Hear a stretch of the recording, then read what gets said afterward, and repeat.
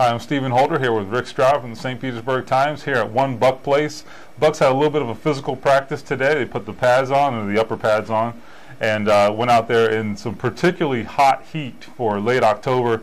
Guys laying around the locker room looking as if it was a day of training camp out here. You had to kind of take a second look there. But certainly they feel like they need that to stay sharp and to bring the physical play that Raheem Morris is demanding from these guys.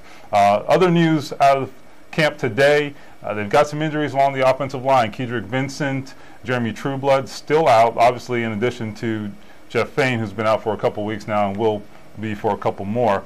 And we also did not see Geno Hayes today. So as we get closer to game day, obviously those are the primary guys we'll be watching. Aqib Talib, however, was back, so positive development there.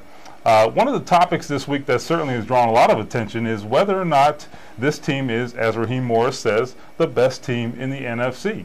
There are lots of opinions. Rick, what's yours? Well, clearly they're not the best team in the NFC. And record aside, and all due respect to Raheem Morris, I think he knows that. In fact, talking to him today, he says it was kind of taken a little out of context. I don't think so. I think, he speaks to his team. And he does that through the media. He does that in press conferences. And what he's trying to do is a very young team, second youngest in the league. And he's trying to impart on them that every year there's a team that comes out of this thing that's not expected to do anything. He doesn't want other people to define who they are. And I think going into the season, Stephen, you know this, they were picked to win 2, maybe 3, maybe 4, maybe even 5 or 6 games. Right. Well, already they're sitting here at 4-2. They got a lot of football left to play, but the favorable schedule. And so Raheem Morris is saying to his young team, hey, right now we sit here a half game behind the Atlanta Falcons for the best record in the NFC, and why not us, why not now? And you hear that anthem every year, but somebody actually does it. And I'll ask you, I'm not even sure they're the best team in the division. Well, no, I mean, record-wise they're not. Okay, the Atlanta Falcons are 5-2, so you got to give them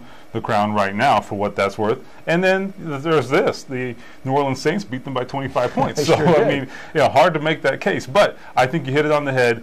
Look, this is not about titles. Okay, there's only one title that matters, and Raheem Morris would tell you that. It's the one at the end of the year who's holding the Lombardi Trophy. But this is a very young team. They are, he wants them to buy into his philosophy, and these guys really have, and it's been successful so far. So, he's going to roll with that. And, who can blame the guy? He's done a good job. He's gotten these guys to overcome their shortcomings, and they have a lot of them, okay? Let's be honest. Yeah. And they're really playing, I'd say, almost over their heads right now. Would you agree with that? No, absolutely. And I think, when you talk about Josh Freeman and how they're winning. They're winning because their quarterback, who's going to make his 16th start this week and right now sits here at 7-8, it looks like a guy. He looks like that guy that has a little bit of an it factor. He's had 5 fourth-quarter comebacks already in his young career. So they're buying into Josh Freeman. They still can't stop the run. They still can't rush the passer consistently. LeGarrette Blount may help them run the ball a little bit. But right now, they're sitting here at 4-2 with a lot of football to play, and why not ride that wave? That's what Raheem Morris is trying to do. So